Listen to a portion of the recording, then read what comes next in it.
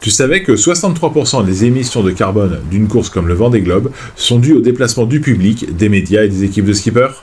Salut! Comme tu le sais évidemment, le Vendée Globe se courra à la fin de l'année 2024. Le départ est prévu pour le 10 novembre et déjà, cette édition de l'Everest des mers s'annonce prometteuse sur le plan écologique. Les organisateurs de la course, la Société anonyme d'économie mixte Vendée, présidée par Alain Leboeuf, par ailleurs président de la région Vendée, s'est lancé dans un programme qui se veut vertueux pour la course au large, pour l'environnement et pour le public. Ce programme, il se décline en 4 axes majeurs qui sont anticiper, réduire, inspirer et bâtir un héritage positif. Aujourd'hui, c'est les 2 premiers que je vais te parler, car ce sont ceux sur lesquels, en tant que visiteur, tu auras le plus de facilité pour agir. Il ne s'agit pas d'obligations comme on y est parfois habitué avec l'environnement, mais d'un ensemble de mesures incitatives et non intrusives pour faire mieux tous ensemble. Pour l'anticipation donc, la SAEM Vendée mesure en partenariat avec Carbone 4 et Tout Value l'empreinte carbone totale de l'événement.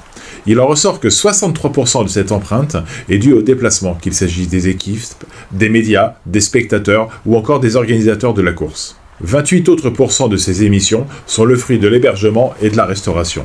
Et c'est principalement sur ces 2 axes majoritaires que l'action est possible, en covoiturant par exemple, en prenant le vélo ou le train aussi. Ou, pour ce qui concerne la partie restauration, manger du local sur le village en évitant de prendre du à emporter, mais de la consommation sur site pour ne pas avoir à générer de déchets.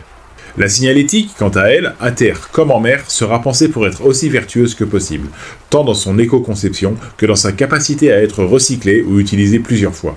Après tout, un panneau indiquant des toilettes reste un panneau indiquant des toilettes, quel que soit l'événement qu'il couvre. Sur le village départ de la course, les choses sont d'ores et déjà actées. Pas de sacs plastiques, dont des invendus à des associations chaque soir, en direct ou via l'organisation qui met en place cette collecte, aucun gobelet jetable. L'objectif, on l'a compris, est de minimiser l'empreinte globale du village afin qu'il soit le plus éco-responsable possible. La SAEM Vendée a ainsi défini certaines obligations qu'elle se fera à elle-même, pour viser sinon atteindre ce zéro empreinte carbone. Toute la signalétique sera réutilisée. Une brigade verte sera présente sur le village pour inciter et guider les visiteurs dans la gestion des déchets, pour participer à un premier tri ensuite. Des fontaines à eau seront présentes sur tout le village pour éviter l'utilisation de bouteilles en plastique jetables. Les produits locaux, nourriture, vêtements ou boissons seront promus et mis en avant et devront avoir été produits de la manière la plus durable possible. Le poste des déplacements a été repensé entièrement.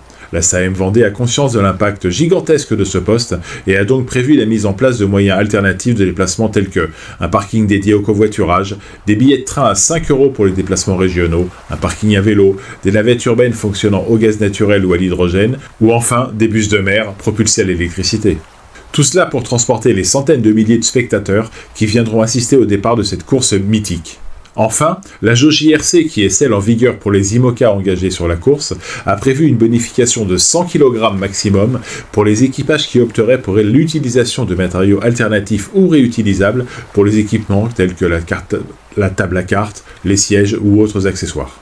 Par la même occasion, la classe IMOCA s'est engagée pour que chaque bateau, sur les 8 voiles qu'il emportera, en emporte une verte, c'est-à-dire une voile éco-conçue et responsable, qu'on appelle la Green Sail, incitant les concurrents à utiliser autant que possible des voilures écologiques. Si toutes ces conditions sont réunies et si tous les acteurs jouent le jeu dans leur partie, il est possible de faire en sorte que le Vendée Globe 2024 soit un exemple de manifestation nautique environnementale.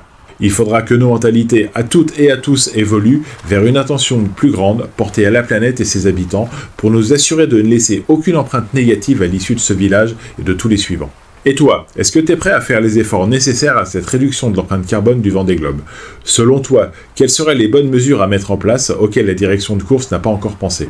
N'hésite pas à laisser ton avis en commentaire, à liker et republier ce post qui peut amener chaque visiteur vers une conscience verte de la Grande Bleue. En tout cas, rendez-vous en novembre pour le départ de la course. Si t'es sur l'eau, je te souhaite du beau temps et bon vent!